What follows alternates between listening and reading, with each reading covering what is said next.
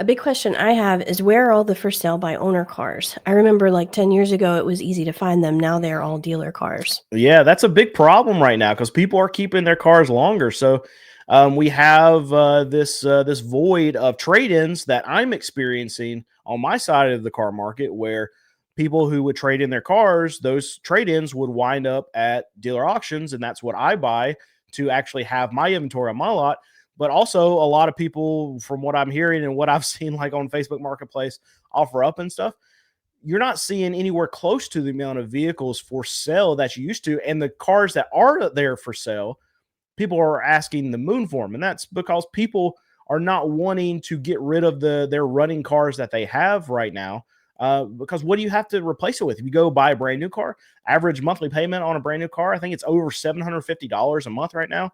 Average used car payment is 550 something dollars. It's probably a hair higher than that right now. It's absolutely ridiculous. So people who have paid off good used cars, they're not wanting to get rid of them, and the only reason that they would get rid of them is if they could get a ton of money for them. So this is something that's going to plague the car market for a long time, and it's only going to get worse, at least in the short time spread that I'm talking about right now, because it seems like maybe not on paper, but how at least my customer base is seeing it, and what I'm hearing from a lot of analysts who talk about like retail sales, credit, things like that. The lower end of the market, the ones who have these cars to actually trade in, I mean, the people who are driving the brand new BMWs, we're not talking about that segment of the market, right? We're talking about the lower end, middle to lower middle class. Those are the cars that we need to come back in the system. They're not spending money right now, and they're not going to. As the economy gets weaker, if jobs get a little bit tighter, if people don't spend as much money as they had been over the last year, a year and a half, 2 years, it's going to be even more so that people are not going to want to sign up to buy brand new cars. So those cars are not going to enter the market. The upper end of the market, we're not worried about. Even if the economy tanks, but the upper end of the market does great, they're still buying new car after new car after new car. Their cars are only 2, 3 years old every time they're trading them in. Those aren't cars that are going to help the general public. Those aren't cars that are going to make their way on the Facebook Marketplace or offer up for $5,000, $7,000. Those are $50,000, $60,000 cars. Maybe we'll pull it down to 25 to 30, $35,000 cars. But those people are not going through the effort of selling those on to private parties. In most cases, I use a lot of blanket statements, but in most cases, those consumers, they don't care. They want to trade them in, whatever's easiest. They have the money to do it.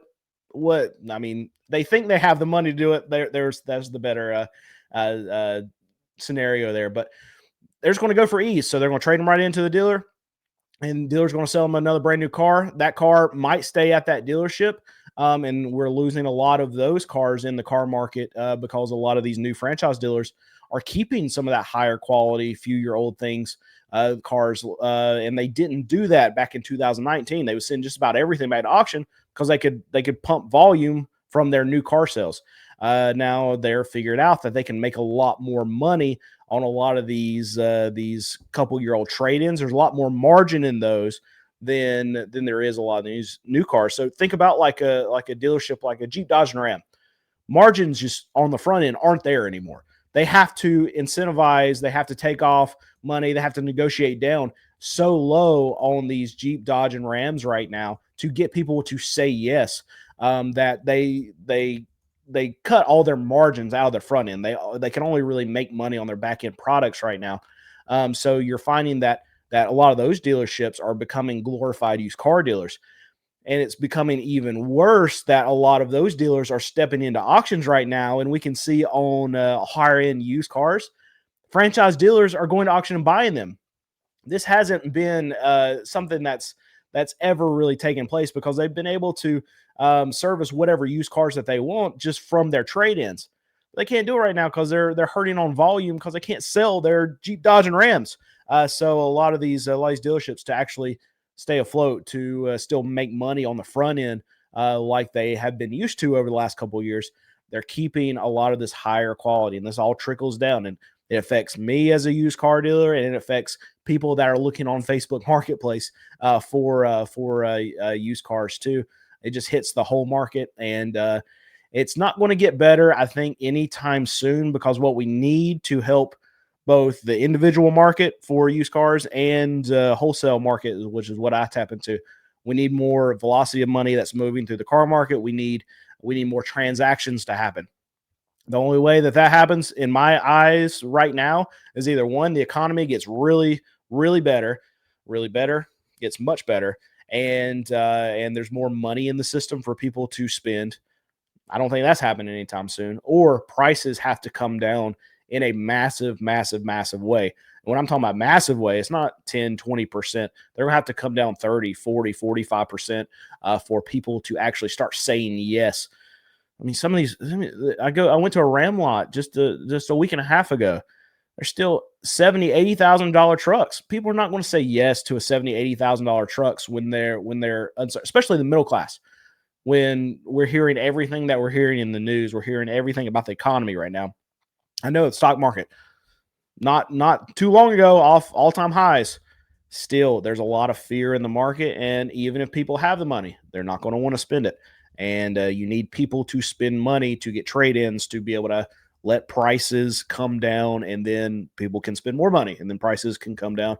More volume you get in the car market, the better it is for everyone, both dealers, both franchise dealers, used car dealers, just like myself, and consumers. Volume is very good. The only thing that volume doesn't really help, in my estimation, would be manufacturers. They actually like keeping the volumes lower, and they've shown that over the last couple of years, and they can keep their margins very high. Operational costs down, profits high. That's what I think they want. Do I remember $500 cars? Yes, I do. It hasn't been all that long. So back in probably 2018, 2019, we were still able to buy some cars that were like $300, $400, $500, and we'd sell them for $1,500 and just roll them like the next day. I used to have a car lot that was full of nothing but cars that were under $2,500. That's been within the last decade. Blows my mind that was even a possibility. Looking at prices now and then remembering what prices were back then, it's hard to believe that was even a scenario, but we would do it all the time. So when you have so many cars that are available, there are cars that go through the auction that a lot of dealers just don't want. The stuff that comes to mind is like older, like PT Cruisers. Like PT Cruisers, I think they're the ugliest car ever. But if there were ever be one that would go through the auction, I would always look at it, check it out, because they were actually halfway decent cars. The motors and transmissions held up. But if there would be one that would go through that had 150, 160,000 miles on it, nobody would want it. So I would easily be able to buy it for $300, $400, and we could easily sell it for $1,500 the next day. A lot of the old Corollas, like Corollas, go crazy now, even the older ones. But I mean, almost 10 years ago, I could buy like a 1996 to 1999 Toyota Corolla and pay $300-$400 for it. I had a Toyota Camry that was I believe it was a 99 that had right at 200,000 miles. Went through the auction, paid $300 for it. I sold it to my aunt, and she drove that thing for like 6-7 years. No problems with it. She got a car for $300. That's when I was able to buy it. And if I was going to sell it to one of my customers, I would have sold it for $1,500. But she ended up selling it herself, and I think she sold it for like $1,500. It's crazy. So she drove that car for that long. She basically had a free car. It was $300. And there were so many of those situations that would pop up at these auctions, and we would always be the ones to buy them because no one else wanted to buy them, because there were so many cars available that they just didn't have to. They could buy cars for $3,000 and sell them for $6,000. That was a thing then. And so all these cars that they would leave to me, they called me a bottom feeder or whatever. But that's how I made a lot of money. That's how I grew my business without debt, is buying a lot of these $300 to $800 cars, making $1,000 on them, and rolling them in volume. Just keep on buying a car, selling it. All right, buying 2 cars with that money, selling them. Buy 4 cars with that money, selling it. Buy 8 cars with that money, and then we just kept growing and growing and growing. And now we are what we're doing now. We've got 85 cars in our inventory right now. Paid cash for all of them, and we're trying to have 150 cars that we pay cash for over the next couple months to get ready for tax time. And it started with $300 to $800 cars and just keep on doubling our money, doubling our money, doubling our money. And I wish we could still have that option to be able to buy those $500 cars, but they just don't exist anymore.